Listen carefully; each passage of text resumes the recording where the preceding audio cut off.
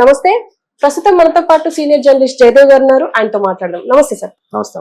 Sir, Vijay Devarakonda పైన ఇప్పటికీ చాలా నెగిటివిటీ స్ప్రెడ్ అయిపోయింది. ఆయన యాటిట్యూడ్ కావచ్చు, రౌడీ బాయ్ అనే ట్యాగ్ రావడం వల్ల కావచ్చు, దేని వల్ల అయినా కావచ్చు.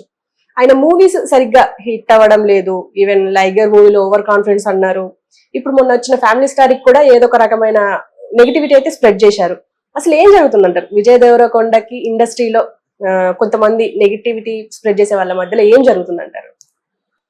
ఎప్పుడు ప్రతి జనరేషన్ లో ఇలాగ ఇండస్ట్రీకి సంబంధం లేకుండా ఒక హీరో వస్తుంటాడు. వాడి మీద కొన్ని హిట్లు వస్తే బాగానే ఉంటది, హిట్లు రాకపోతే వెంటనే తెరమరుగైపోవడం, లేదా వాటిని కూడా నిలదొక్కుని నిలబడడం చాలా జరుగుతుంటాయి. సో ఇప్పుడు జనరేషన్ లో విజయ్ దేవరకొండ అలా ఉన్నారు అనుకుంటున్నాను. ఎందుకంటే గతంలో కూడా చాలా సందర్భాల్లో మనం చూసాం. సుమన్ గారు ఉన్నారు. సుమన్ గారిని కూడా కొంతమంది అప్పటికి ఇండస్ట్రీలో పెద్దవాళ్ళు వాళ్ళ పిల్లల్ని ఇంట్రడ్యూస్ చేయాలనే ఉద్దేశంతోనే ఈయన్ని సైడ్ చేశారు, ఈయనకి సరిగ్గా కావాలని ఇరికించారని కూడా కొంతమంది చెప్తూ ఉంటారు. అందులో వాస్తవం ఎంత ఉందో మనకు తెలియదు. సో ఇప్పుడు కూడా ఈయన యాటిట్యూడ్ వల్లే సినిమాలు పోతున్నాయి, ఈయనకి అవకాశాలు రావట్లేదు అనే వాళ్ళు ఉన్నారు. ఆ యాటిట్యూడ్, ఆ స్ట్రైట్ ఫార్వర్డ్నెస్ వల్ల, ఆ ఫ్రాంక్ గా ఉండడం వల్లే అవకాశాలు వస్తాయని చెప్పే వాళ్ళు ఉన్నారు. ఎందుకంటే ఇదే విజయ్ దేవరకొండ గారు లైగర్ సినిమా సంబంధించి మొత్తం పబ్లిసిటీ పర్పస్ లో అన్ని ఛానల్స్ కి ఇంటర్వ్యూస్ ఇస్తున్నప్పుడు కూడా ముందున్న టీపాయ్ మీద కాల్ వేసుకుని మాట్లాడారు. అంతకు ముందు వచ్చిన RRR లో ఉండే మెగాస్టార్, మెగా పవర్ స్టార్లు కానీ లేదా యంగ్ టైగర్ ఎన్టీఆర్ కానీ వాళ్ళు చాలా ఒబీడియంట్ గా, చాలా పద్ధతిగా ఉన్నారు. ఈ సౌత్ హీరో ఏంటి ఇలా ఉన్నాడు అనేది ఒకసారి కంపారిజన్ జనరల్గా అంతే కదా.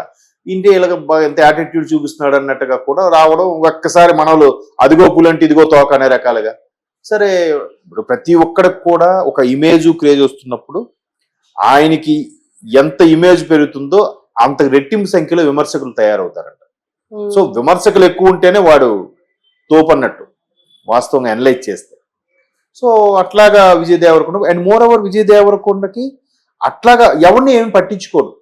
ఇంకో విజయ్ దేవరకొండలో ఉన్న గొప్ప ఎసెట్ ఏంటంటే ఆయన ఆన్ స్క్రీన్ అనేసరికి యాక్షన్ చెప్పేసరికి ఒకలా ఉంటాడట, కట్ చెప్పేసరికి మామూలు మనిషిలాగా మామూలుగా ఎక్కడైనా కూర్చుంటాడంట, ఎక్కడైనా ఎవరితోనో మాట్లాడుతాడంట, ఎవరితోనో ఫ్రెండ్లీగా ఉంటే ఏదబ్బా అని మాట్లాడతాడంట. ఆ బిహేవియర్ అలా ఉంటుందని కూడా చాలా మంచి. ఆ బిహేవియర్ వల్ల కూడా ఆయనకి సినిమాలు వస్తున్నాయని వాళ్ళు ఉన్నారు. లేదు ముక్కుసూటిగా ఏదైనా నీళ్ళు తప్పు ఉందని చెప్తే దానివల్ల హట్ అయ్యి ఛాన్సెస్ ఇవ్వని వాళ్ళు ఉన్నారు.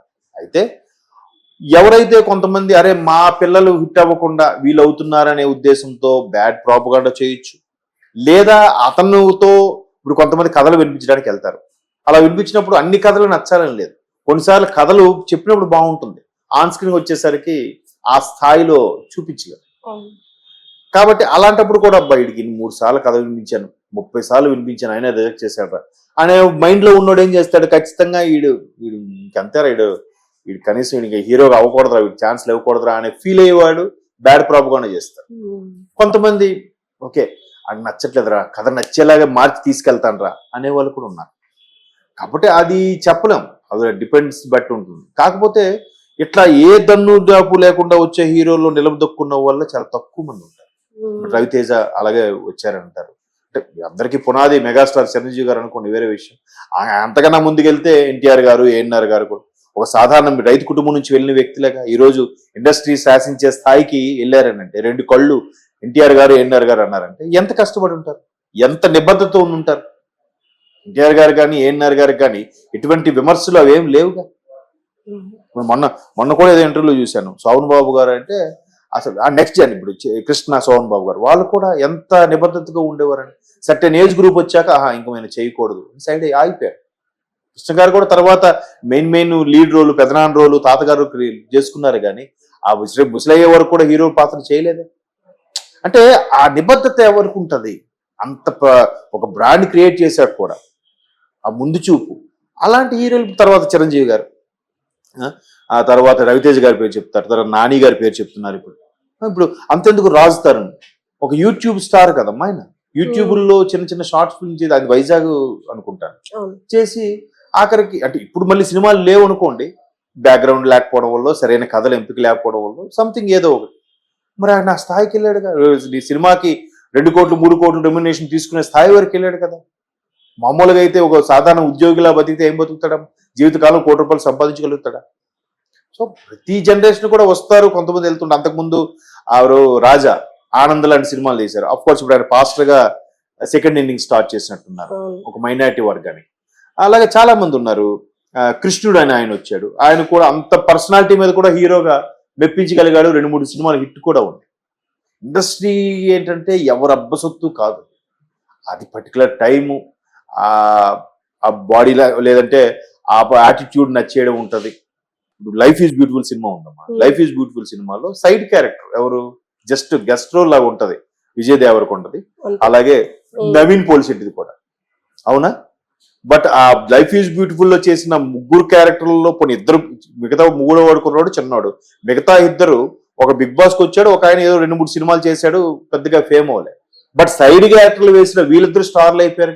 విజయ్ దేవరకొండ స్టార్ అయ్యాడు, నవీన్ పోలిశెట్టి కూడా అదేంటని జాతి రత్నాలతో ఎంత నేమ్ ఫేమ్ వచ్చేసిందమ్మా. చెప్పలేము ఎవరి లైఫ్ ఎప్పుడు టర్న్ అవుతుందని. కాకపోతే అయితే ఒకటి, చాలా మంది ఏంటంటే ఆడే యాటిట్యూడ్, బలుపు అవేవి వాళ్ళకి ఆపాదించబడవు, వాళ్ళ కెరియర్కి మచ్చగా తేబడవు.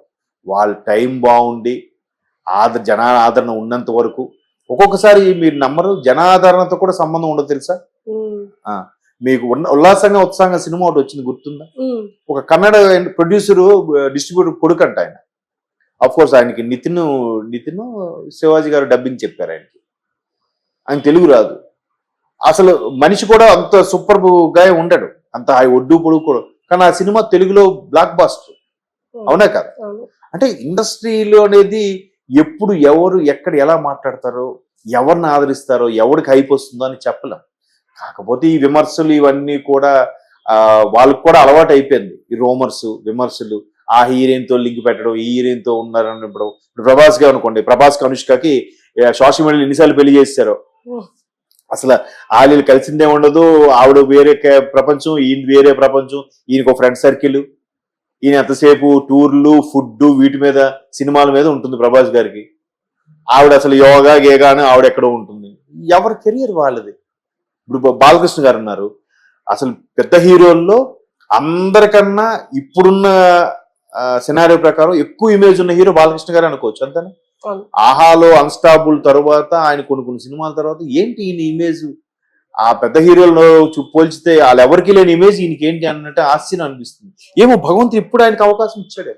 ముందు నుంచి కూడా టాప్ హీరోస్ లో ఒకటే కాదనట్లేదు, బట్ ఇప్పటికీ అదే ఉత్సాహం, అదే దీంతో ఇప్పటికీ ఆయన ఉన్నారంటే ఆయన ఎప్పుడో 70s లో వచ్చిన హీరో, 70s ఎండింగ్ 80s లో వచ్చిన హీరో ఇప్పుడు మొన్న వచ్చిన వాడు 3-4 ఏళ్ళకి కూడా నిలబడట్లేదు హీరోలుగా. మరి ఆయన ఇప్పటికీ ఉన్నాడా? మెప్పించగలుగుతున్నాడా? ఆయన కూడా విమర్శించే వాళ్ళు ఉన్నారు. ఏముంది డైలాగులు చెప్పడం రాదనేవాడు, లేదంటే ఫాస్ట్ గా చెప్తాడు తప్ప స్లోగా చేయడం రాదనేవాడు, చాలా మంది విమర్శలు ఉన్నారు. బట్ ఎంత ఆదరణ, నిబద్ధత మనిషిలో లేకపోతే ఇన్నేళ్ళకి ఇండస్ట్రీలో ఉంటారు. కాబట్టి విజయ్ దేవరకొండకి మేబీ రీసెంట్ గా ఫ్యామిలీ మ్యాన్ డిజాస్టర్ కాదు కానీ మెప్పించలేకపోవచ్చు. ఎందుకంటే ప్రతి ఒక్కడికి ఒక ఎక్స్పెక్టేషన్ ఉంటుంది. గీత గోవిందం, పరశురామ్ గారి సినిమా, ఇప్పుడు ఇది కూడా అదే ఉంటుంది. మృణాల్ ఠాకూర్ అంటే సీతారాం ఫేమ్ బాగుంటుంది. ఆ ఎక్స్పెక్టేషన్ ఎందుకు వెళ్తారు? అది వేరు ఇది వేరు కదా. సో అలా కూడా కొంచెం డిసప్పాయింట్మెంట్ అవ్వచ్చు. బట్ ఎవరి క్యారెక్టర్ వాళ్ళది, ఎవరు అదృష్టం వాళ్ళది. నిజంగా చెప్తున్నా, ఎవరినైనా మీ దగ్గర ఉండే డబ్బుని, మీ బంగారాన్ని దోచుకోవచ్చేమో కానీ మీ టాలెంట్ని, మీ అదృష్టాన్ని ఎవ్వడు దోచుకోలేడు.